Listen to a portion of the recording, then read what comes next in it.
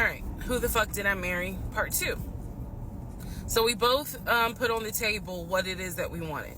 We both had established we were dating for marriage. We were not dating just to date. We were not trying to be friends with benefits and none of that. So the dinner at Cheesecake Factory went really well. We laughed, we joked, we talked about people, which is kind of up my alley, my sense of humor. It was a good vibe. So at the end of the date, at the end of dinner, we sat in his car and he played this song for me by John Legend. I don't know the name of the song. By the time this video posts, I will put the name at the bottom. I can't remember the song. I just remember that John Legend was talking about, I think I met my wife tonight. And I thought it was a sign. So I was like, oh my God. So anyway, we ended up sitting in the car talking just about life and experiences until about midnight. So during this conversation, he again is telling me how it was, what it was like living in California, how he went out there. He went to San Diego State. He played football for San Diego State. He talked about how, life, he loved it out there, so he stayed. That's when he joined the company. And then he explained that he also did arena football, but only did it for about 2 or 3 years. He claims that while he was doing arena football, the team that he was on won a championship. But again, keep in mind, I don't know anything about arena football. So I was like, okay, I didn't know that they had championships. And he was like, he got a little offended, like, yeah, they got championships. And, he was on that team. So he talked to me about how he worked at Apple. He worked something in the IT area of Apple, but within the store. Again, it was one of those, it's like when I tell people I used to work at Amazon. I really wasn't paying much attention to it. Why?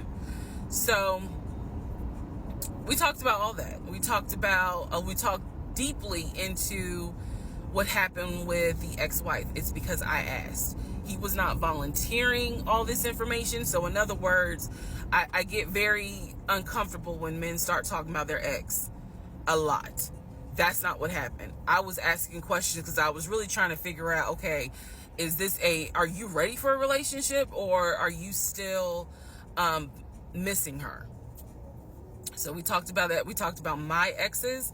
That was a mistake I made because I talked about how I dated at one point in time somebody I worked with.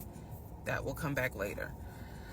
And he seemed real cool about it. He was like, that was before me and blah, blah, blah. So the conversation was good. Midnight comes and I go home. Yes, I went home.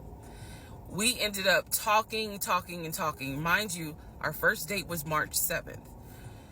And within about 2.5 weeks, Brian Kemp, our governor, shut Georgia down. We were going to be on lockdown. So during those 2.5 weeks, we talked every day. We went out again at Red Lobster. I remember Red Lobster. But everything was going great. The issue was, where are we going to quarantine?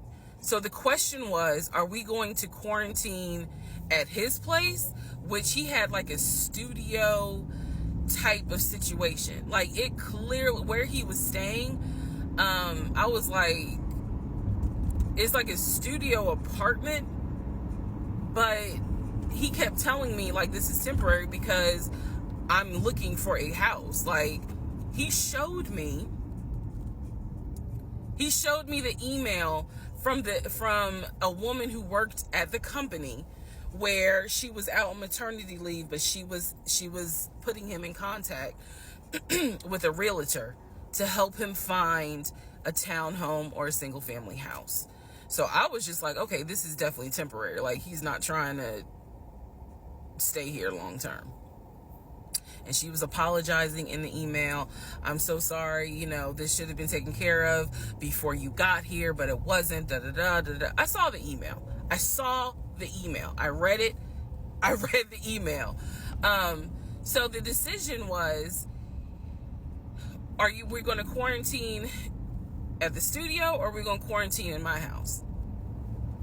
First mistake I made. Well, there's a lot, but this was a mistake I made. So ladies, caution moment. During one of our dates, because keep in mind, in those 2 weeks, we were seeing each other quite a bit.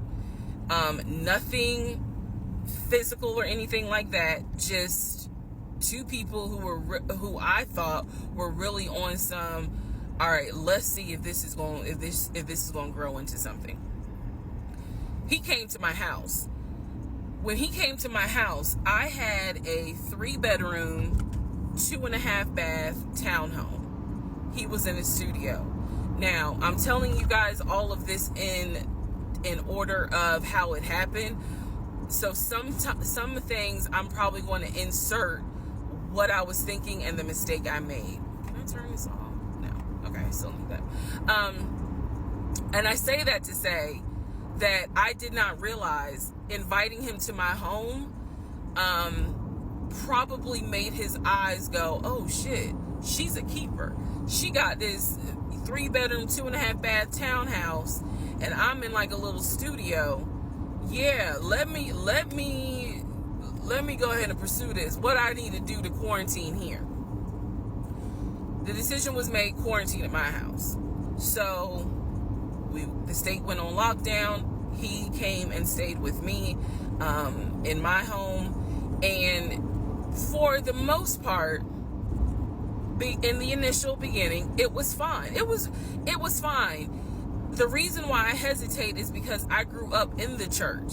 So for me, it was really like an internal struggle of, bruh, you always said you would never live with a guy unless he was your husband. And now you living with a dude and he ain't your husband. Like, it was a struggle for me because I knew better. And don't come for me. I'm just telling you the way I grew up. It was like that. It was not sitting right with me. But at the same time, I didn't want to quarantine by myself. I did not want to. So there we go. So he moved in. We talked about the bills. Let me clear something up that I said in the other video where I said he paid all the bills. He paid all the household bills. He did not pay my car payment, my cell phone, or my car insurance. He paid the rent, because my rent at the time was less than $1,000. He paid the utility bills. And so when he's telling me that he's a regional manager, I was like, wow, okay, so you got money. And so he paid all the household bills. So my check really was just taking care of me, myself, and I. And I am not, this is where it's not going to make me look good, but it's the truth. It was intoxicating to not have to worry financially about how to pay the bills. It was a wonderful feeling. And so I kind of pushed to the side the fact that, yeah, you shacking up, because it's like, but your paycheck, you don't have to worry right now. Like, he's taking care of all of April's bills before April even comes, because this was still March. So we're living together, and I'm cooking, I'm cleaning, he's helping to cook and clean, and then we have a conversation about house.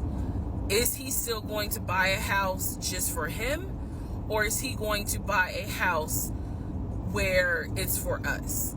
Because we are going to try to make this thing work, be official, get married, have a family. So the question now on the table is, what are we going to do? Because I didn't want to stay in Riverdale, Georgia. I did not want to raise a family there. I refused to have a baby in Clayton County. So the decision was made, let's start looking for a house for both of us. Remember, he was already looking for a house for him. But then he was like, you know what? We're together. I plan to marry you.